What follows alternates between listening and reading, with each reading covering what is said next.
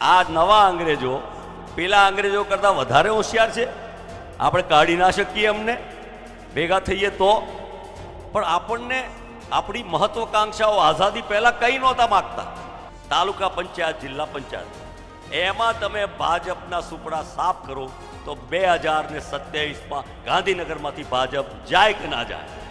વિધાનસભામાં થોડું કાચું પડ્યું, એમાં બીજાનો વાંક જવા દઈએ, કદાચ અમારામાં કોઈ બીજામાં ખામી હશે. 2027 વિધાનસભા ચૂંટણી પહેલાં ગુજરાતમાં મજબૂત થવા માટે કોંગ્રેસ કમર કસી રહી છે. કોંગ્રેસના મોટા નેતાઓ એક મંચ પર દેખાઈ રહ્યા છે. જન આક્રોશ યાત્રા થકી જન સમર્થન મેળવવા કોંગ્રેસ પ્રયાસ કરી રહી છે. આમાં ગઈકાલે કોંગ્રેસની જન આક્રોશ યાત્રાનો બીજો તબક્કોની શરૂઆત થઈ છે. ત્યારે કોંગ્રેસ નેતા ભરતસિંહ સોલંકીએ અંદર જૂથવાદ ભૂલીને એક થવા માટે અને ભારતીય જનતા પાર્ટી સામે લડવા હાકલ કરી છે. તેમણે કહ્યું છે કે હિટલરશાહી વિચારધારા એ થોડો ટાઈમ માટે ચાલે છે, 12 વર્ષ 15 વર્ષ થોડા ટાઈમ માટે હોય છે, પરંતુ ત્યારબાદ પરિવર્તન ચોક્કસ આવે છે. આપણે ક્યાં સુધી રાહ જોઈ રહ્યા છીએ? આટલા વર્ષો સુધી ભારતીય જનતા પાર્ટીનું શાસન છે. હવે આ હિટલરશાહી વિચારધારાને દૂર કરો અને તેનો સમય હવે આવી ગયો છે. અંદરના ઝઘડા અને મતભેદ દૂર કરીને એક થઈને શરૂઆત લોકલ બોડીથી કરીએ. 2026માં સ્થાનિક સ્વરાજ્યની ચૂંટણી આવી રહી છે, ત્યારે તમામ મતભેદ દૂર કરીને માત્ર કોંગ્રેસ પક્ષ માટે લડવા માટે તેમણે કાર્યકરોને અને કોંગ્રેસના લોકોને હાકલ કરી છે.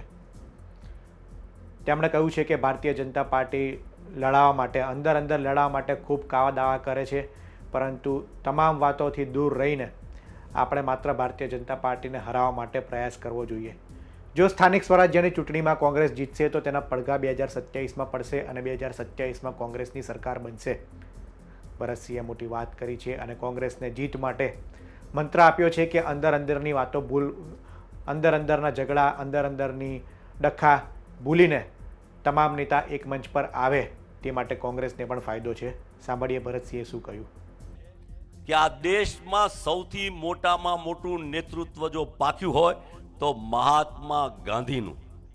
એ કેમ કહું છું?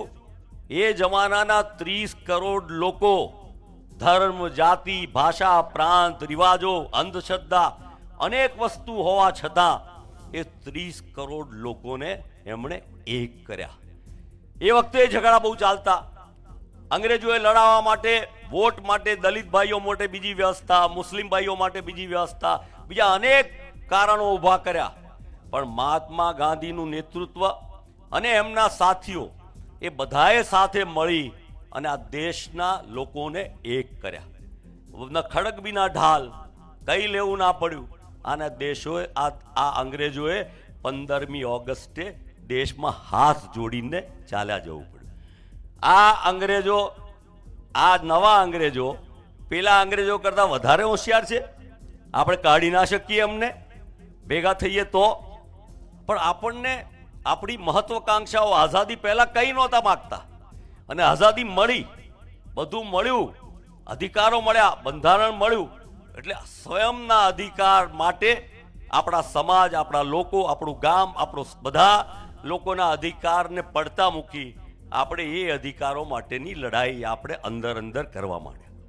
અને એટલા માટે વિચારધારા ચોખ્ખી ને ચાટ છે, એમાં કોઈ ફરક નથી. અને આપણે નહીં કરીએ તો પણ લખી રાખજો કે આ હિટલરશાહી પાર્ટી, ભારતીય જનતા પાર્ટીની વિચારધારાને કોંગ્રેસની વિચારધારા હરાવવાની છે. ભૂતકાળના દાખલા જોઈ લો. હિટલરના, જર્મનીના, સદ્દામના, ઈદી અમીનના કોઈ ટક્યા નથી. કદાચ થોડા વર્ષો ચાલી જાય, 13 વર્ષ, 14 વર્ષ, 15 વર્ષ, પણ આપણે આટલી બધી રાહ જોઈ, હજુ રાહ જોવી છે. એટલા માટે પ્રચાર પ્રસાર તો એક જણાવવાનું માધ્યમ છે. કદાચ તમે ના જાણતા હો તો સમજાવવા માટે. તમારામાં કોને ખબર નથી કે જીએસટી 127 લાખ કરોડ, કેટલો બોલો જો, કેટલા મીંડા આવે? 127 લાખ કરોડ એનો વહીવટ કરે અને એ પૈસા કઈ તરફ જાય? લાંબા ગાળે અદાણી અંબાણી તરફ જાય. અને તેમ છતાંય વર્લ્ડ બેંકમાંથી લોન લીધા કરે. આવક આટલી મોટી અને આ બધું ખોટું આપણે જોતા રહીએ, પણ આપણને થાય કે શું કરીએ. તો મનોવિજ્ઞાન એમ કહે છે કે આપણે એકલા હોઈએ તો બીક લાગે, સ્વાભાવિક છે. આટલા ભેગા થયા અને હમણાં જોરથી બોલાવીએ તો મહાત્મા ગાંધી જિંદાબાદ, રાહુલ ગાંધી જિંદાબાદ, ઇન્દિરા ગાંધી જિંદાબાદ, આ બધું આપણે બોલીએ, પણ હમણાં નડિયાદના શહેરમાં થઈને નીકળીએ અને આપણને કોઈ ક્યાંક બોલો તો કે જવા દો, પછી આપણે ભેગા થઈએ ત્યારે બોલીશું. આપણે મનથી હારી ગયેલા છે. અંદર અંદર ઝઘડવાનું હોય તો વેર, ઝેર, ઈર્ષા, કુસંપ, રાગ, દ્વેષ દ્વારા આપણે આપણી શક્તિઓને વેડફી નાખીએ છીએ. અને એ શક્તિ આપણા બાળકો અને નવી પેઢીના ભવિષ્ય માટેની છે. અને એના માટે કંઈ લાંબુ કરવાની જરૂર નથી. આ ચોર છે એ તો બધા જાણે છે, એમના પાપ બધા જાણે છે, શું કરે છે એ જાણે છે.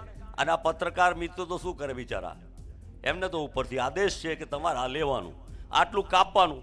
મારી સ્પીચમાંથી નરેન્દ્ર મોદીના વખાણ ચાલુ રાખ્યા, પણ પછી મેં કહ્યું એ તો બતાવ્યું જ નહીં.